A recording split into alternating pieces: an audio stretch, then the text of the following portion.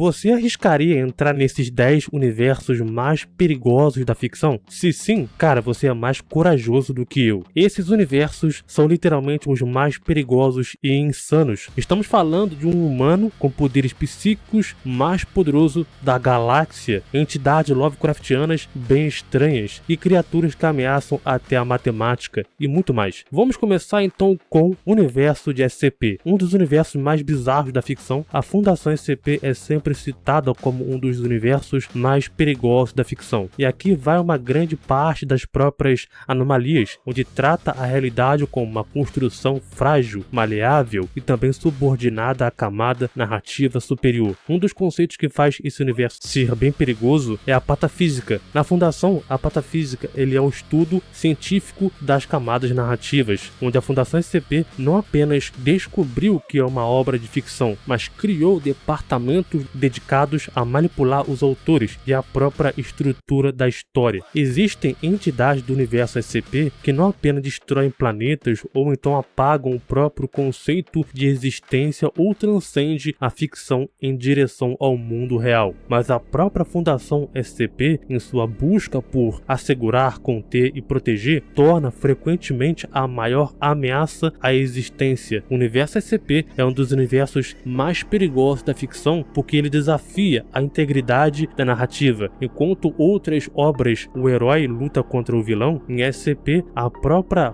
página onde a história ela é escrita é o lugar onde tudo acontece. Entidades como Rei Escarlate ou SCP-3125 mostram que nesse universo o conhecimento é a arma mais letal e a realidade é apenas uma sugestão frágil. Warhammer 40k. Warhammer 40k é a definição máxima do termo de Grimdark, um cenário onde não há esperança, apenas uma luta eterna contra o inevitável. Enquanto outros universos lidam com ameaças físicas e metafísicas, em 40k ele apresenta um cosmo onde a própria alma ela é um combustível e realidade ela é um campo de batalha para deuses que se alimentam de sofrimento. O perigo aqui ele é fundamental. Em Warhammer ele reside no Warp ou então em Materium. Ele não é apenas uma dimensão alternativa, ele é um oceano de energia psíquica pura formado por emoções, pensamentos e desejos de todos os seres sencientes da galáxia. O Warp ele é dominado por 4 entidades sencientes vastas, conhecidas como os deuses do caos. Eles não são deuses no sentido tradicional, mas sim aglomerados massivos de emoções específicas que buscam a aniquilação da ordem. Kjorn, o deus do sangue, ele se alimenta da raiva, a violência e a guerra. A sua única exigência é que o sangue flua, não importando de quem. Trizit, acho que é assim que se pronuncia, né? O arquiteto do destino, se alimenta da ambição, mudança e intriga. Ele é o mestre da magia e da mutação, cujos planos são tão complexos que muitas das vezes se anulam. Nurgle, o senhor da peste, ele se alimenta do desespero e do medo da morte. Ele oferece o amor e a resiliência através das doenças horríveis e estagnação eterna. Schlesner, o príncipe do excesso, ele se alimenta do prazer, da dor, perfeição, hedonismo e a personificação do excesso em todas as suas formas. Além do caos, a galáxia em 40k ela é cercada por outras forças também que buscam a erradicação total da vida humana. A maior tragédia em Warhammer é o Império do Homem, que para sobreviver em uma galáxia hostil, a humanidade se tornou uma teocracia fascista e estagnada. O Trono do Ouro, o imperador da humanidade, ele é um cadáver vivo que atua como um farol psíquico. Para mantê-lo vivo, 1000 médiuns são sacrificados diariamente. Temos também os Terminators, que quando um planeta ele é considerado irrecuperável devido então à corrupção do caos ou invasão dos Xenos, o Império utiliza armas para incinerar a atmosfera ou então fragmentar a crosta do planeta, matando bilhões para evitar a ameaça que se espalhe. O Warhammer 40k ele é perigoso porque a vitória ela é impossível. Se o caos vencer, a realidade consumida vai para o inferno. Ele é um universo onde a morte não é um descanso, pois a alma provavelmente será devorada por demônios no momento em que deixar o corpo.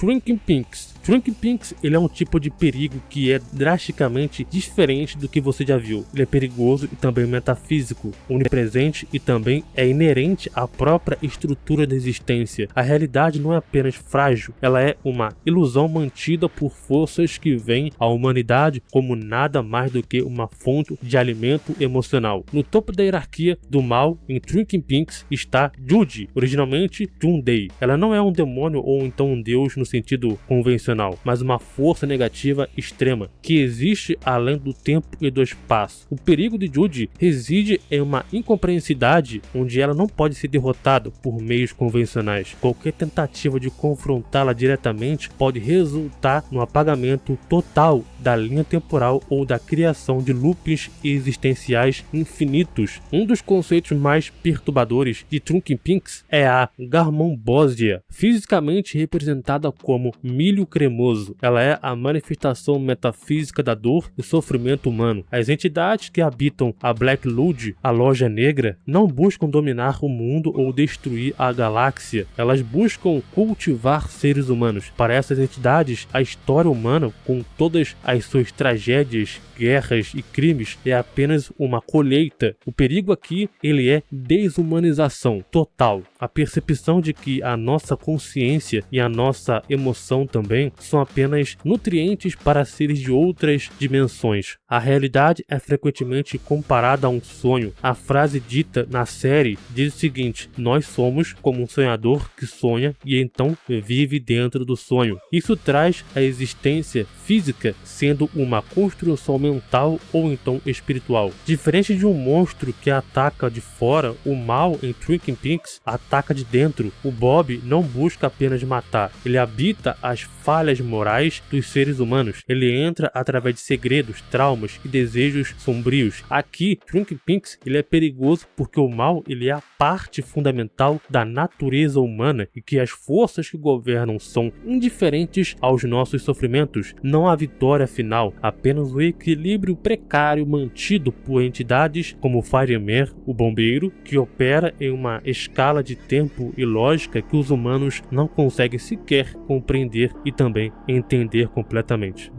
Dark Souls, um mundo preso em decadência eterna. Morrer não traz libertação, apenas repetição. O universo de Dark Souls, ele é criado pelo Miyazaki, um tipo de perigo que não reside na aniquilação total, mas na própria impossibilidade do fim. Enquanto os outros universos temem a morte, em Dark Souls a morte não é um fluxo inalcançável. O perigo aqui, ele é a entropia espiritual e a decadência eterna de um mundo que se recusa a morrer. A cosmologia de Dark Souls, ela é definida pela primeira chama, que introduziu a disparidade, a luz, as trevas, a vida e morte, e o mundo anteriormente estático. O perigo, ele é fundamental nesse universo onde a chama está se apagando e o esforço desesperado dos deuses para poder prolongar a Era do Fogo causou uma distorção catastrófica na realidade. Para os humanos, o maior perigo, ele é o sinal das trevas, o Dark Sin, uma maldição que impede a morte permanente, forçando então um indivíduo a se ressuscitar infinitivamente. No entanto, essa imortalidade tem um custo terrível, a perda gradual da essência humana. O processo de Hollowing se tornar o vazio é o destino final de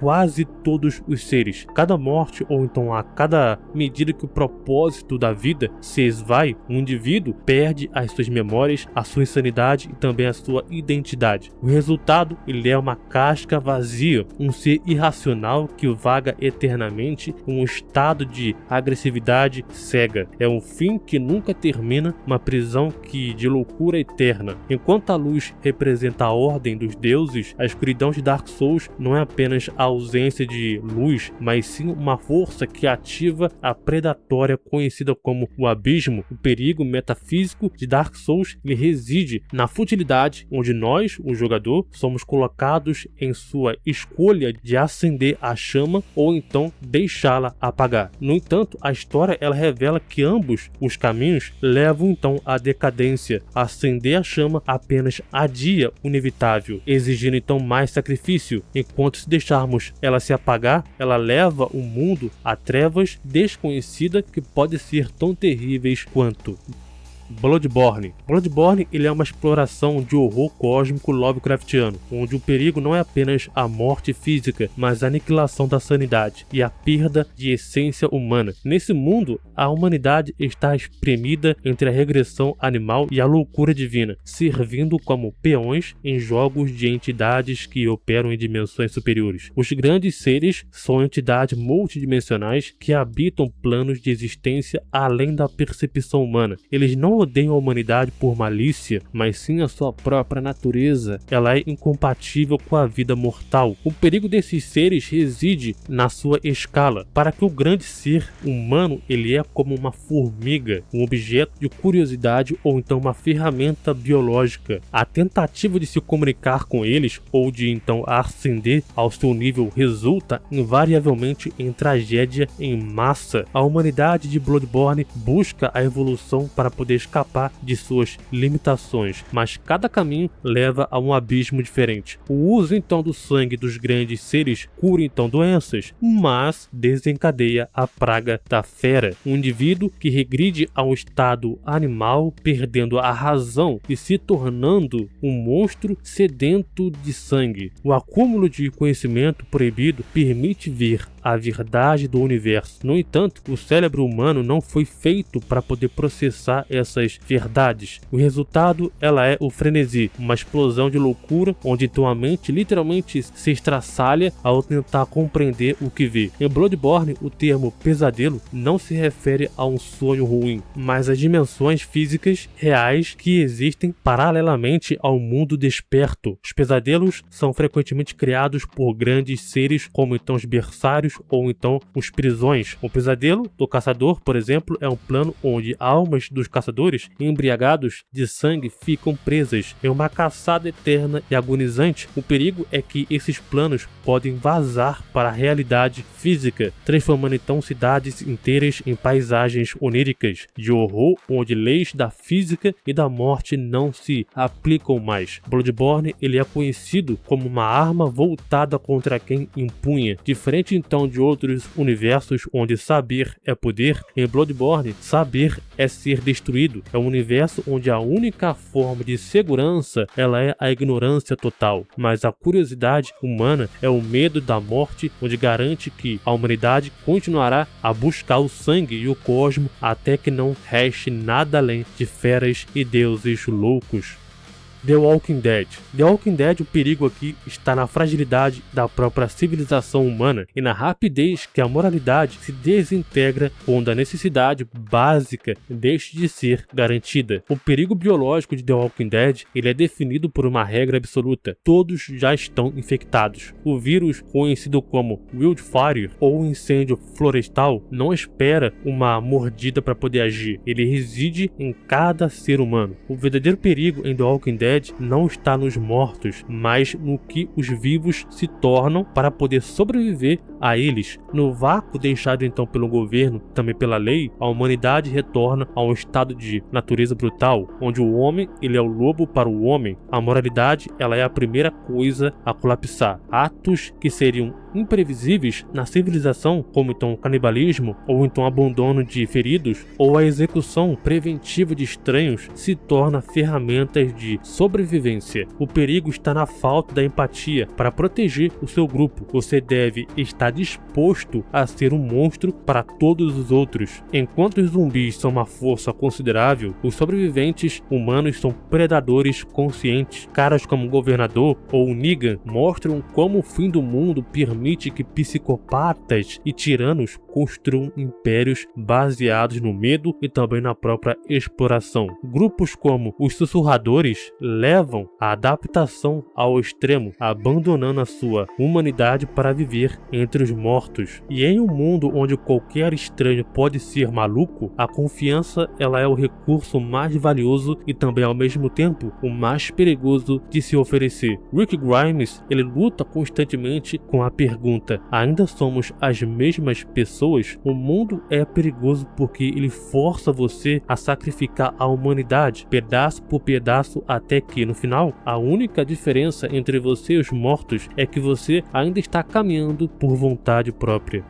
Bird Box. Bird Box ele é um dos universos mais aterrorizantes da ficção. A letalidade da percepção, os monstros de Bird Box destroem a humanidade simplesmente por serem vistas. O perigo não é uma ação da criatura, mas a reação inevitável e catastrófica da mente humana à sua presença. O perigo principal aqui é que ele reside na transformação no sentido mais vital da humanidade, a visão. Em uma sentença de morte, as criaturas não precisam tocar, ferir ou mesmo se aproximar fisicamente para poder causar a aniquilação de um indivíduo. Um dos aspectos mais perigosos desse universo é a existência dos videntes, indivíduos que já possuem instabilidade mental ou tão traumas profundos que reagem à forma oposta ao contato visual. Em vez de buscarem a morte, eles entram em um estado de êxtase fanático e adoração divina. Todos devem compartilhar. Eles caçam outros sobreviventes para forçá-lo a abrir os olhos, fazendo eles virarem predadores inteligentes e também implacáveis em um mundo onde a maioria das pessoas está vendada e também indefesa. O perigo aqui é a traição da própria espécie em nome da loucura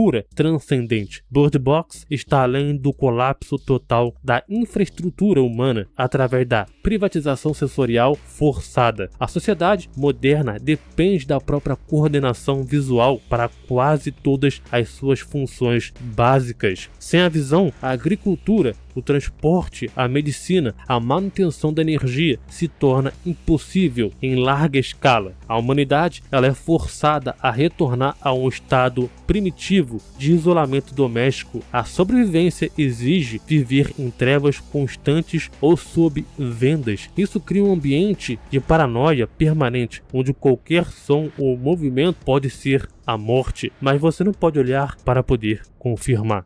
Uzumaki. Em Uzumaki, a obra de Junji Ito é um tipo de perigo que desafia a lógica física e também biológica. A maldição da geometria, diferente então de monstros que possuem a vontade ou um vírus que busca se replicar, a ameaça em Uzumaki ela é uma força abstrata, a matemática e inevitável que curva a realidade à sua própria imagem. O perigo ele é fundamental em Uzumaki, onde reside na espiral uma forma geométrica que se torna uma obsessão cósmica. Ela não é um ser vivo, mas um padrão que infecta a matéria e a mente. Em Uzumaki, a biologia humana ela é completamente subordinada à geometria. A perda total da integridade física faz as pessoas se transformarem em seres híbridos como os homens caracol, ou então têm seus corpos fundidos em espirais colossais. Até elementos superficiais como o cabelo podem também se tornar condutores da maldição, ganhando então a vontade própria e consumindo a energia vital de hospedeiros para poder manter o seu padrão. À medida que a maldição atinge o seu ápice na cidade de Kurozu-cho, as leis da física começam a falhar. O perigo ele vira geométrico e temporal. A cidade inteira começa a se curvar para dentro, criando então um labirinto de casas retorcidas onde o caminho para fora deixa de existir. O tempo também ele é afetado, se esticando ou então repetindo à medida que os sobreviventes se aproximam do centro da espiral. No fundo de tudo, existe então uma cidade antiga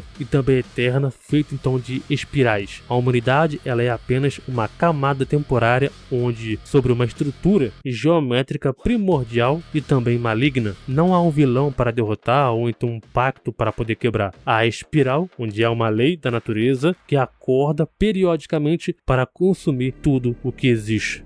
Crusade. O universo de Crusade tem o que muitos consideram o cenário mais perturbador, também perigoso da ficção. Crusade ele explora o perigo da inteligência humana desprovida da moralidade. Ele é um mundo onde a humanidade não morre, mas transforma em um vírus consciente e também de sadismo e crueldade. Crusade reside na natureza da sua própria infecção, o vírus que não apaga a mente do hospedeiro. Ele remove todos os inibidores morais, éticos e também sociais, deixando apenas os impulsos mais sombrios e violentos. Diferente então de The Walking Dead, onde as comunidades podem ser reconstruídas, em Crusade a civilização ela é aniquilada quase instantaneamente. O perigo aqui é a onipresença da ameaça. Quando os cruzadores mantêm a sua inteligência, eles atacam infraestruturas críticas deliberadamente. Eles não vagam sem rumo, eles caçam. A velocidade da propagação aliada à criatividade maligna maligna dos infectados torna qualquer tentativa de organização governamental ou militar inútil. O mundo se torna um campo de caça global onde não existe regras, santuários ou então limites para a depravação. O perigo psicológico em Crossed é que ele exige dos que ainda não foram infectados para poder sobreviver a monstros que não foram ou não chegaram a esse limite. Os sobreviventes são forçados a abandonar a sua própria humanidade. Não há busca por uma cura ou então um lugar seguro. A existência se resume a adiar o inevitável encontro entre uma morte que será com certeza lenta e também agonizante. O perigo, ela é a transformação da espécie humana em um vírus consciente. Os cruzados são a evolução da própria maldade.